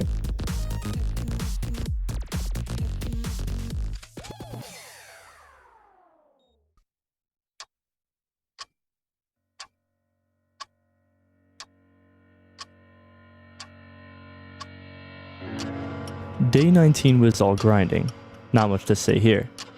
I went around putting up key beacons now that I had the power of instant transmission. Then I went looking for the Dragon Balls yet again, this time to wish for more strength. Only problem is, I don't get to show that part to you. See, the recording is still playing. I'm still playing, but for whatever reason, the rest of the video consists of this one frame. Although all I did was more dragon wishes, so it doesn't really matter. Enter Honeydust and Nogo, a YouTube duo who have begun walking their own road to eternity. It just so happens that we're both at around the same stage of progression, so I hit up Honeydust. Before long we were chatting on Discord, and then we decided to join each other's worlds. But this isn't like the much situation from last episode. We're able to work together. And what better way to do that than to team up and fight the Moonlord? Family heirloom? Oh, there's one in here. Okay, never mind. We have two. It was in this one. Remember from like the first time we played in the dresser? Yeah. All of our You played in the dresser? You know how it is. yeah. Don't worry about it. I don't like the way your voice changed. I know. My Yeah, good thank phone. I thought too. Microphone. Holy shit! All right. Yeah, yeah. Listen, these guys are a complete pushover, but they have really high defense. Oh my. Okay, yeah, this is kind of a pushover. Whoa. Oh, he got kind of a bad timing. Bad timing. You said something Oh, about he's a dead. Oh, it's dead. I got a party hat. Yo. Yeah. right. Hammer. Congratulations, boys. Oh, you're going to the astral. I'm just gonna. Oh, dude. Pat, I'm here. You guys remember when I accidentally vein mined my astral monolith? Yeah, don't do that, dude. Good lord, he's tanky. God, all I these projectiles. Okay, Hey, there we we go. got it. I'm gonna keep the senzu on me. You know, I'll keep that thing Oh, yeah, on. the beans. I keep that thing on me. I'll go to Stardust. Oh, I just bonked into the island that you bonked into. Wait! I just got Super Saiyan God! Yeah, what? Yo, nice lunar hook. I got a hook. Ready? Boing, Oh. sproing, Are you sproing. still using the spring hook? We forgot to set up our loadouts. That's probably something we should have done. Uh-oh. Oh. Oh, he's gone. There we Oh go. lord. I got hit by it immediately. Oh, you guys are 60 both feet. dead, huh? Okay, yeah. Yeah. Oh, yeah, you get guys him. killed it. We did it. Oh, I I'm got trying to it. think of other... I got it. Oh, you did. Oh, I Alright, glow and I exploded. So you have to heal immediately. Yeah, I have 5 seconds. Ah. Oh, we got it. Oh, we oh my did god, wait. He says he's got like 28% health Yeah, left. 28%. What? Well, it's doing the Phase death 4? animation. Yay! Woo! Hey. Oh, you're blue. You're blue. What the hell? Then Kenji and Nick joined my world. We're God. here. Okay. Oh, hey, some essence of sunlight. Ah! Bro, he's targeting me. The sun, it burns. Okay, fine. He wants to play like this. I'll outrun him. Never mind. Where is he? Where is he? Where is he? Oh, did he despawn? Duke's Wish Run. I just don't know how that. We got it, we got to it. have for this defeat. Oh my god. Oh yeah, you just hold down and spam space. Yeah. Oh. Go for it whenever you're ready. 1, 2, 3. Oh, all. I'm gonna die soon. Oh, I yeah, did too. me too. Oh god. Oh, what? Yeah. We're Crap. so close. Okay, I'm Well, gonna we were search in the earlier Dragon one. Balls. For the Oh, there's next one on my transformation. arena. Nice. Oh yeah, look at that. Hey. Yeah, Kenji, let's hear your water opinion. I drink hot water just as is. Excuse me? Not like. Okay, so Go on. I drink coffee. I drink tea. And I drink a lot of it. So in order to take a break from it, I drink hot water. And just hot water. The only reason And it's also I could good ever for see your health. someone wanting to have hot water is if they were sick, because it helps your throat. It was my opinion, and I have to clench my teeth to not yell about it. True. That's a good one.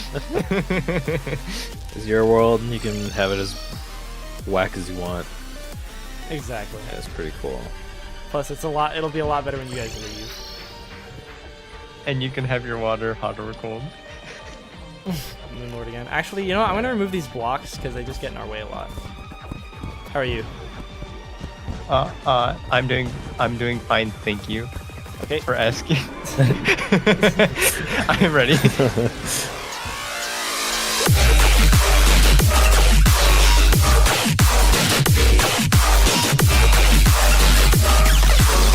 Oh, the eyes are out.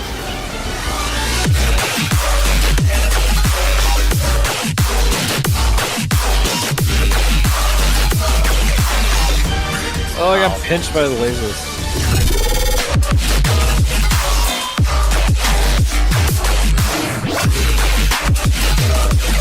I'm about to die.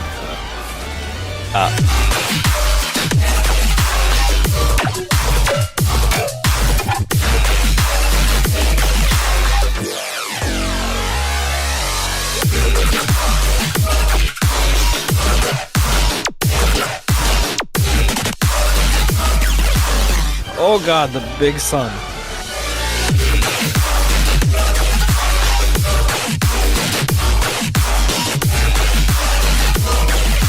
Cannot tell what is happening. Where's my cursor?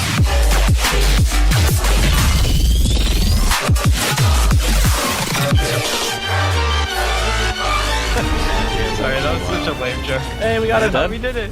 Hey, welcome back. Hey. Exactly at 28.1%, just like last time. That's Hey. strange. I don't know why it does that, but hey, we did it. Hey, Macarena. Hey. Oh yeah, the Moonlord booster. What does it do? mean, You that- emit an aura which weakens enemies around. Cool. Okay, the Galactic Globe We did it. is a material for the Heart of the Eternal. Alright, everything's Okay, going where's the straight into your- Luminite? How do I get the Luminite? Hand it over. Here you go, boss. Here you go, boss. Oh yeah, I also Thank, picked Big some up. McThankies from McSpankies. Where's the planetoid? What did you say? Dude, you haven't seen. Oh, it's Jimmy Neutron. I need to breathe. This is the I real gotta big breathe, moment dude. of the night. Screw Moonlord. Vein mining this Luminite is Yeah. the is I'm the not big, a is the chump, big man. show. I'm not at 3 by the Pop way. it open. Oh! SDMG and Meowmere. I got the No, no, portal no, that's gun. Calamities. Oh wait, guys. Alright, You know what we have to hey. do, right? You know what we have to do, right? Now Ah. you're thinking of the portals. True mode. There we go. Okay, so to unlock Legendary 3, you must first master 2. Afterwards, you must defeat Cultist. The dragon was like sitting on me. So. Yeah, I have it unlocked. Nice. Nice. Oh, you did? Okay, nice. That sounds like a good time to call it and wrap Yeah. up. This was fun as hell, honestly. Yeah, this is a good time. Good little sesh. Like, Surprisingly. I'm surprised and impressed that we managed to nail everything that we were trying to nail. But yeah, have a good night and have fun with the rest of your session. Thanks so much. You too. Yeah, we'll talk to you later. And so we had done it. 36 hours of played time led up to this moment. I set off to find the remaining ingredients of the Crucible of the Cosmos, Fargo's final crafting station. With this, the whole world was now in the palm of my hand. 36 hours, and yet it feels like the very beginning. Forces are combinations of enchantments. I was surprised by how few were available to me despite how much work I had put into crafting them. I was at least able to make the Force of Timber, Force of Niflheim, Force of Alfheim, and the Force of Foundations. I only needed a Crystal Serpent to create the Adamantite enchantment, which I used to create the Force of Earth. The next big item on the list is the Heart of the Eternal, and I'm only missing one ingredient that drops from a flying saucer, so I killed a few of those, and boom, there it is. I'm not going to bother reading out the description every time, so you can read it yourself. Next, I went around searching for ores to create the Drill Containment Unit, which is made out of a bit of every hard mode ore and luminite. It's an ingredient to an incredibly important item, the World Shaper's Soul. This thing basically gives you the ability to build anything you want. And that's important because I've been planning a big base build for a while now. Now that Moonlord is dead, Luminite is easily the most important material available to me. Along with the Crucible from earlier, I can make countless things from my mods, one of which is the Remote Storage Access, an item that allows me to access my storage from anywhere. Speaking of storage, behold this thing. It's all made of Luminite and it can hold 13,000 items. I have to manually move them all. Now here's a part that's very easy to edit. I make a bunch of accessories here, and most of them I already have the ingredients just kinda sitting around. First I buy purification powder from the Dryad to make the pure heart. Then I kill a few Dr. Bones to get the skull charm for the lump of flesh. Then I kill Duke Fishron to get his wings to make the Flight Mastery Soul, which is just wings that can fly indefinitely. And then I make a Miracle Fruit to boost my HP. Then I make this Dragon Crystal thing for the Spiritualist Soul. Moving on to session 22, what did we do today? More houses. Where's the dye trader? I want colored. More houses. Pandora's box. Pandora's tome. Still weaker than the plague staff for some reason. Frost moon for a mount. Blow up the desert for a mount. Fight 100 walls of flesh. Yes, that happened. Make regurgitator. Still weaker than plague staff. Go to the abyss. Uh-oh. Dye trader moves in on Sky Island. Fashion. Supersonic soul. Ka-chow. Have every ingredient to the Colossus soul already in my storage system without having tried. And pause.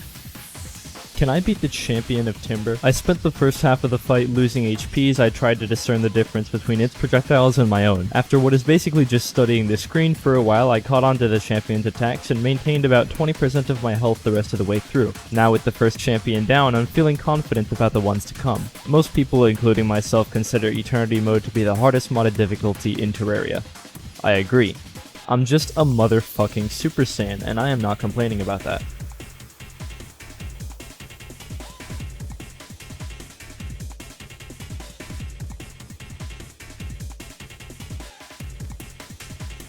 Why? Do I not have a zombie arm yet? Tide Turner enchantment, Pyromancer enchantment, Dreamweaver. You know, why am I even going over this? I just spend the next 2 days making enchantments for the Soul of Yggdrasil, which still is just missing a few rare items that are a massive pain to farm, but I did get the Trawler's Soul. I don't really see a need to go over this one since you literally get all of its ingredients from fishing. But with that, now the only thing stopping us from crafting the Soul of Dimensions is the brother of the Deviant, Abomination. But we've got to work our way up to that. Using some helpful weapons of mass destruction, I built an adequate sized arena for the Champion of Terra, and now the fight begins. What? Yeah, I think I think something's wrong with this one. Oh well, let's try Champion of Earth. Oh, I was expecting the champions to be a challenge. In fact, I wanted them to be a challenge, but they just weren't. I think it had something to do with the titanium enchantment giving temporary immunity all the time, so I took that off, and then they were a little harder, but I just feel like it kind of lost the fun a bit. Eternity mode is famous for how difficult it is. Disappointed, I just decided to log off for the day.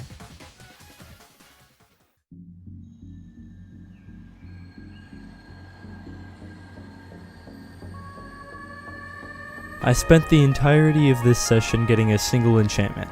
Allow me to explain.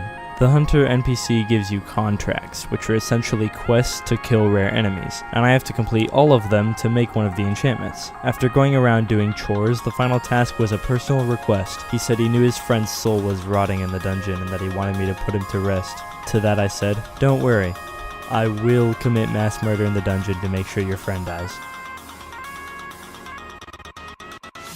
And now we have the Force of Asgard. I'm starting to really get annoyed by the farming requirements in this game, so I'm installing a mod called IMK Sushis that causes mobs to drop tokens that I can use to make rare items. To be honest, I should have installed this a long time ago. I'll definitely be using it for all my future Terraria videos. However, it didn't have a recipe for what I was actually looking for, a yo-yo called the Rally, required for the Danger enchantment. Eventually I gave up on that one and got to work on the rest of the Soul of Yggdrasil.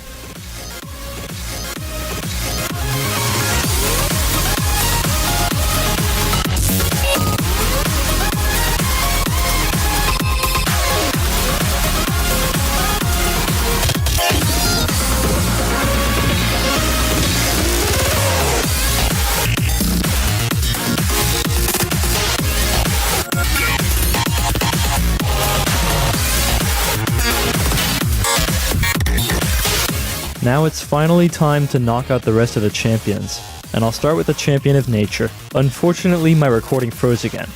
I beat it, but that's all you have to know. Then I moved on to the Champion of Spirit, and I got really close, but I lost to it.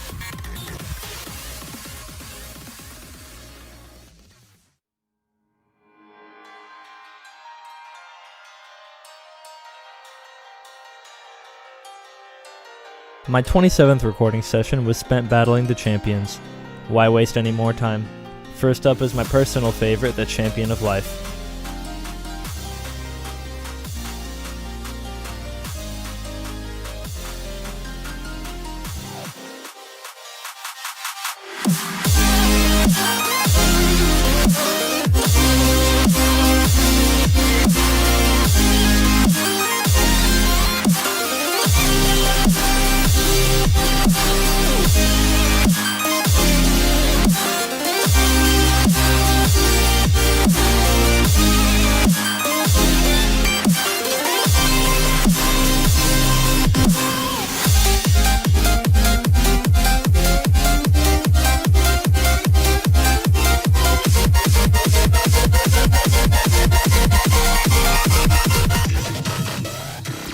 You may have noticed that my movements are a lot more choppy. The supersonic soul is to blame. I'm able to decelerate almost instantly no matter how fast I'm going, which is a major help when I'm trying to dodge things. The champions drop the enchantments they're associated with, so I just farmed it until I got the Force of Life. Likewise for all the other champions. Next up is Home Depot Undyne, more commonly known as the Champion of Will.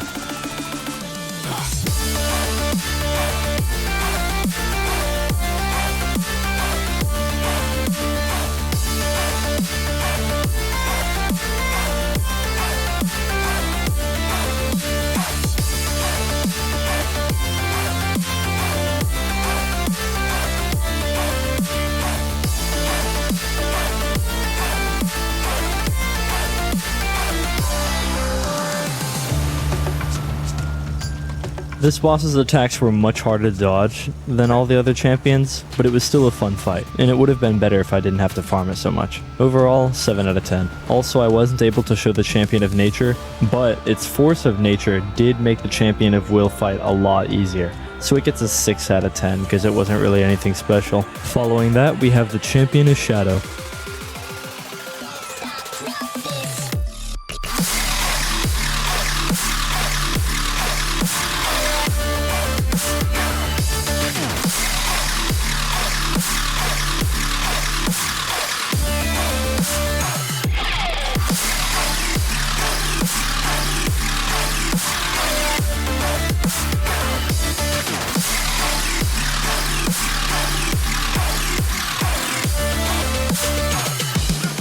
Just as I was about to beat it, it ran away. We'll take care of that tomorrow. Because it kept running away, 5 out of 10. After this, I got another Dragon Ball wish and finally created unlimited buffs.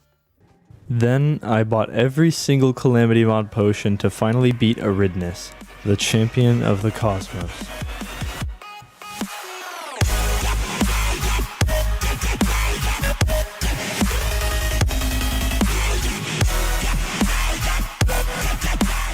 Aridness as a boss is special. He's got an ability that I've never seen before in this game. What is it, you ask? It's the world.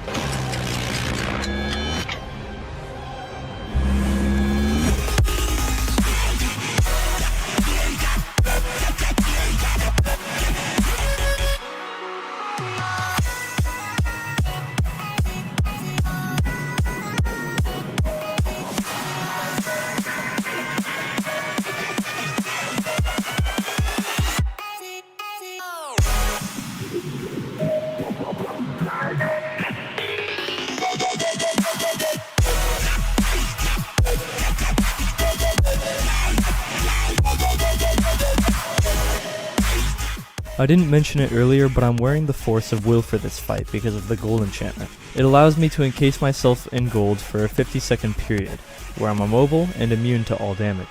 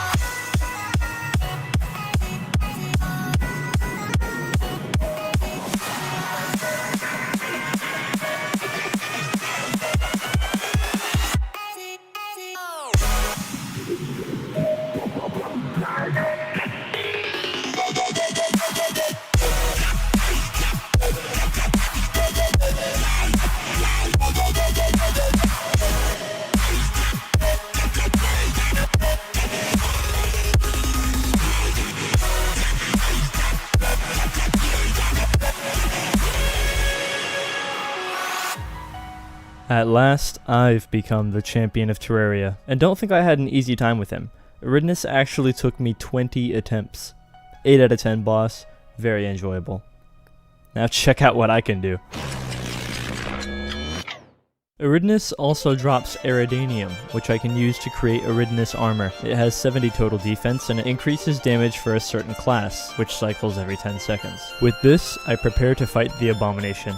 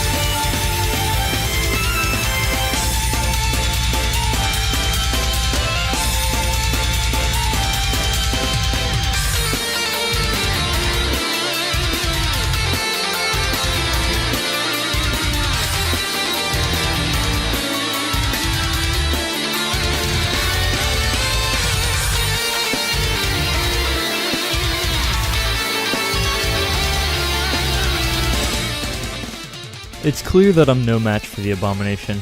I can't even bother going Super Saiyan because the speed buff makes dodging way too hard. Pretty sure you could turn off some of the speed. There's a speed keybind in DBZ. What? This changes everything if that's true. Abomination would be so easy.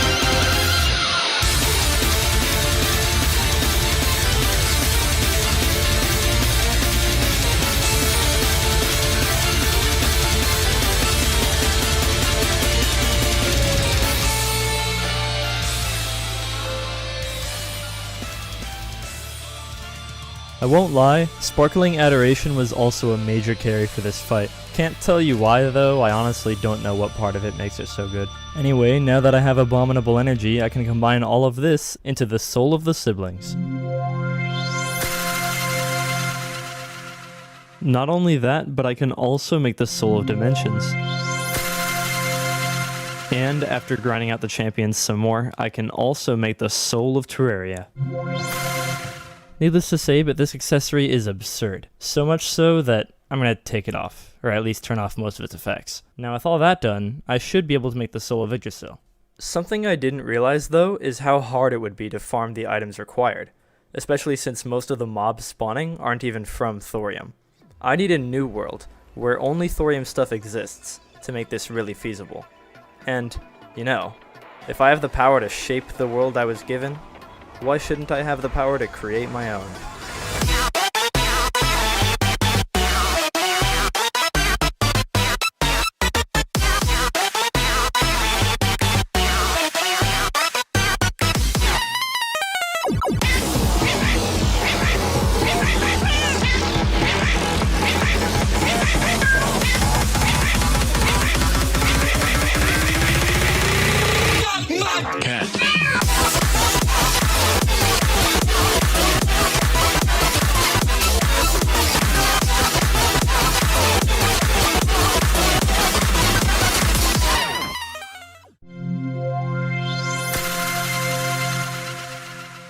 In all honesty, I've never felt less accomplished with such a large item in this series. Pretty much every effect the Soul of Yggdrasil adds applies to one of Thorium's modded classes, none of which I'm playing.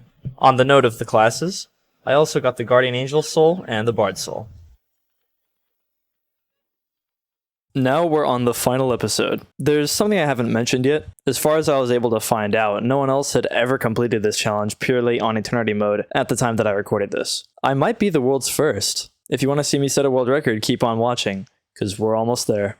The first thing you'll notice is likely the new aspect ratio. I've moved into a college dorm recently and I had to use a new computer with a different monitor. Anyway, my first course of action would be getting some bosses out of the way, starting with Abaddon. It was, unsurprisingly, very easy. Next, I made the decision to slowly start working Fargo's accessories out of my build to give myself more of a challenge and make it feel like I was actually playing these mods.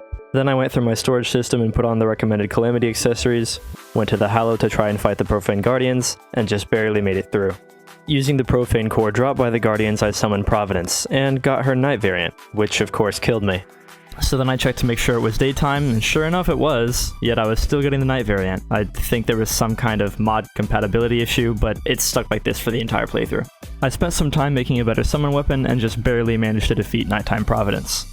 She dropped me a funky new magic gun that I liked a lot, as well as the Elysian Aegis, a much better shield than the Asgard's Valor. Beating Providence also causes Eula Bloom ore to spawn, so I went and tracked some down to make the Terragon armor. However, I would need to defeat her a second time in order to make the full set, and I really didn't want to do that. Instead, I crafted the Black Diamond Shell and a Black Power Ball to finally assemble the Spiritualist Soul. I enabled it mostly for the passive key regeneration so that I wouldn't have to stop and charge up after every fight. And then I fought Dragon Folly. It was really easy, but I didn't know I was supposed to to fight it before Providence. I beat Providence a second time, barely, and finished up the Tarragon set. Then I made the Aerospec, Statagel, and Hydrothermal enchantments, farmed Leviathan for the community, and then made the Xerox enchantment. Then I made the Optic Staff and finally crafted the Conjurer's Soul. This accessory grants basically every buff a summoner class would ever need.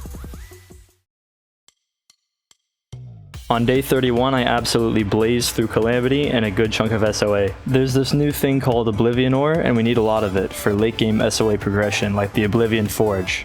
We also need Flare Essentia from like this biome. And I used the Flare Essentia to craft a Thermal Flow Emitter, which summons the Dragon Boss Argor, which was easy because balance is a myth in this mod pack. As I looked through the next force on my list, I realized I needed a lot of Cosmolite, so I summoned and killed Ceaseless Void. Then I fought the Stormweaver, which was much more of a challenge since its head is immune to damage. Next I made the Prismatic set and used it to fight Cygnus, and then died to the Devourer of Gods. After a quick trip to the Abyss for some ingredients, I started searching the world for power cell factories so I could begin assembling the Codebreaker. The Codebreaker is a Calamity item intended to help you get really good recipes throughout your progression, but since I'm already so close to the end and I've been ignoring it this whole time, the only reason I need it is to summon one of Calamity's final bosses, the Exomechs. I set up the first few pieces in my base and started hunting again for the Dragon Balls, unaware that I had already wished for a power increase the maximum amount of times. I also teleported into the Abyss and woke up the Eidolon Worm, which was suboptimal. I started encrypting my first Codebreaker schematic, died to Nighttime Providence again, and decided to go to the dungeon and beat the shit out of Poltergeist. Poltergeist actually drops some pretty important stuff, like the God Key Fragment, which increases my max key, and Fate's Reveal, which is a damn good magic weapon. It has piercing and semi-stationary bullets, which means it's beyond perfect for worm bosses. That's right, Devourer of Gods, get fucking shredded! The Devourer dropped a Nebulous Core, which I considered an upgrade from my Abominable Wand. As I'm sure you seasoned Calamity players know, Ascendant Spirit Essence is an annoying material. You need materials from multiple events to craft it, and you're bound to run low on it at least twice a run. Now imagine you're required to craft every weapon. I need a lot of this stuff. After all that, I crafted the Cosmic Anvil and the Ethereal Talisman, which in short is just an even better magic buff. After a bit more Solar Eclipse farming, I made the Dark Sun Ring, the final ingredient in the Tarragon enchantment. It's here that I realized the late game Calamity enchantments are crazy, so I start dedicating more time to making them. Here's your regularly scheduled reminder that Builder Mode and its subsequent item duplication is an intended feature.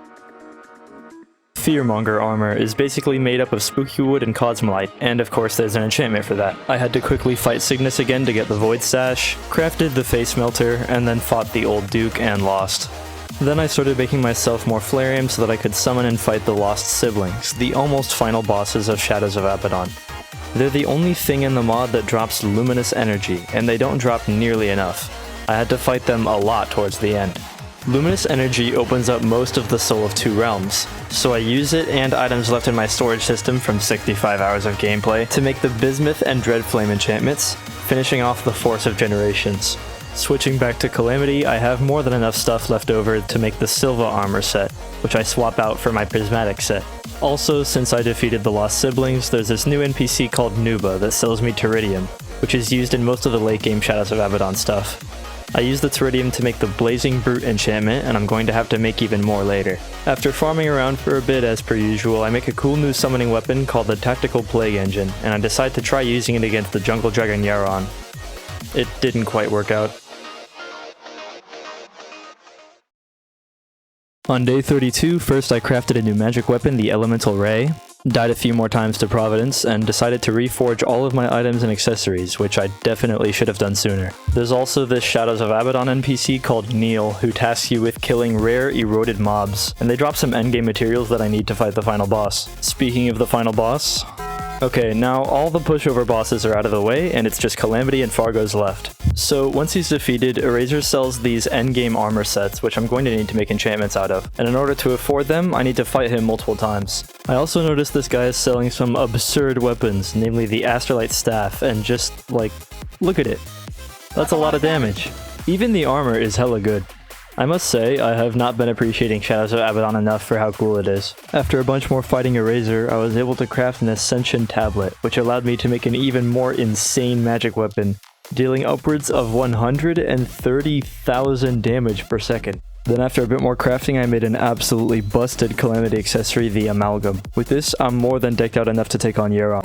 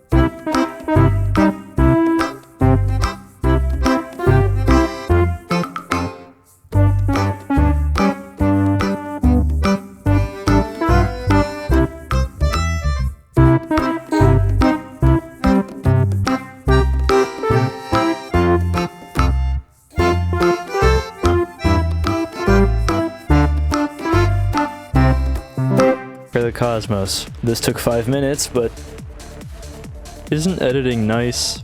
Don't you appreciate the effort that I put into these videos?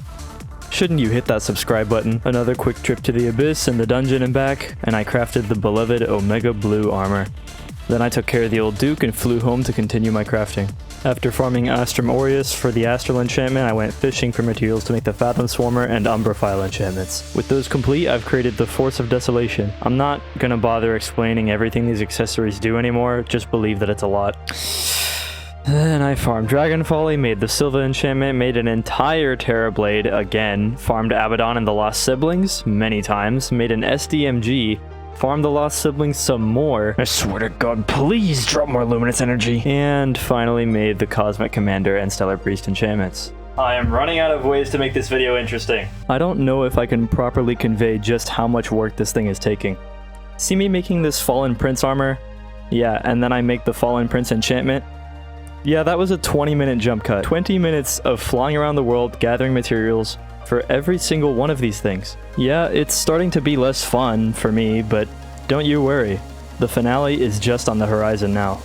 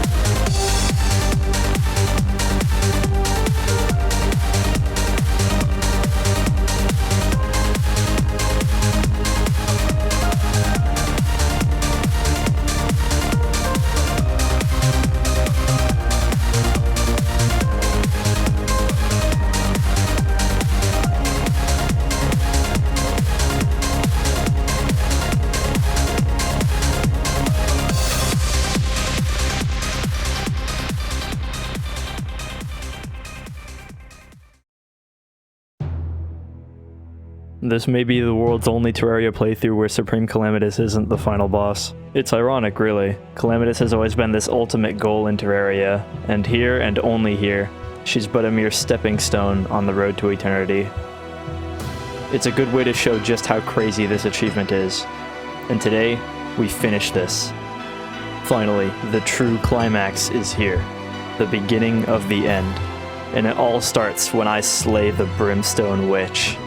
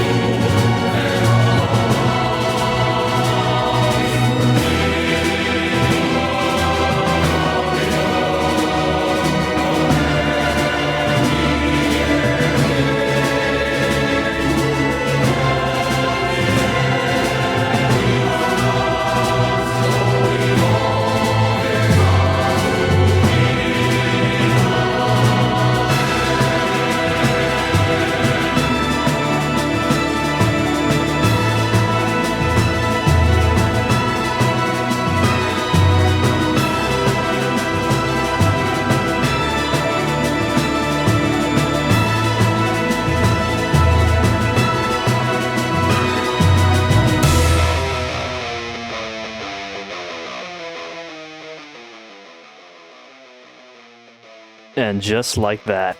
And by a hair, too. I quickly made a little house for her.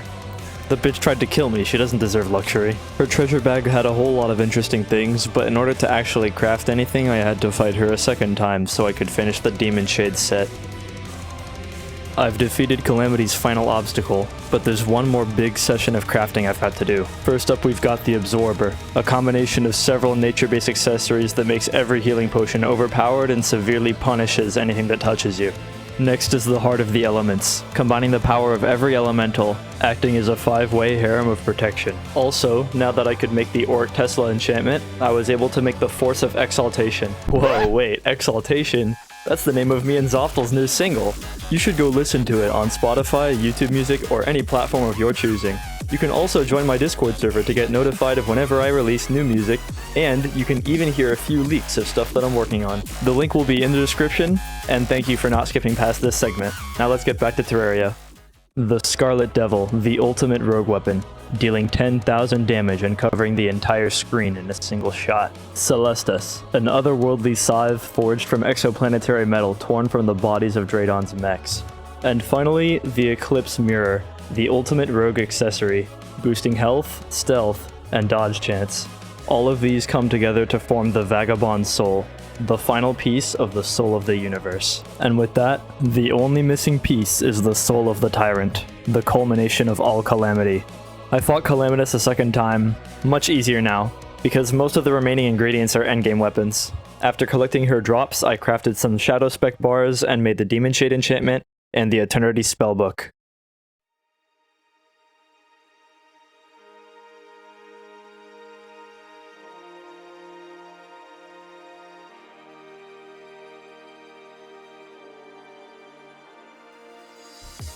And now, I have every individual piece of the Soul of Eternity.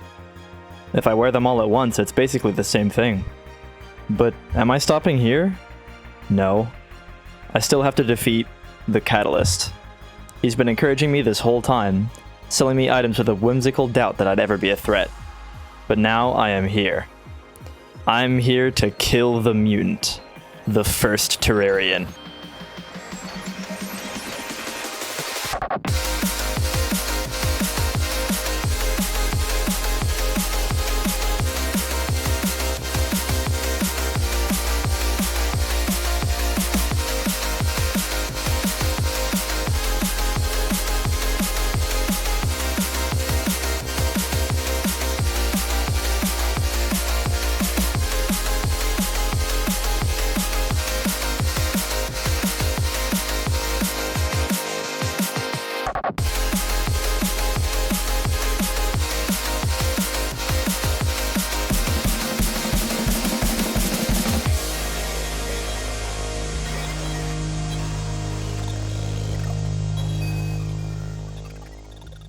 No, this was not the attempt where I won.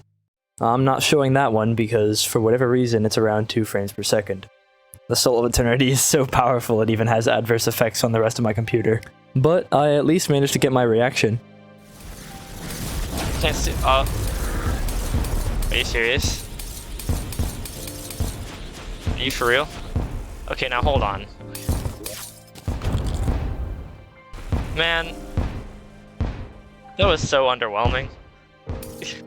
And yeah, it was underwhelming. I'll blame it on the mod's awful balancing. But that got me thinking. It was never about the hours, the grinding, or the mind-numbing boredom as I sat in my base crafting item after item after item. It was about you. Call it a corny line, but it's true. I was uploading this as a series on my other channel, and I don't think I would have been able to build such an awesome community without the people cheering me on as I took on this massive gauntlet. Not to mention, along the way I got really good at this editing thing, and now I work for my all-time favorite YouTubers. How awesome is that?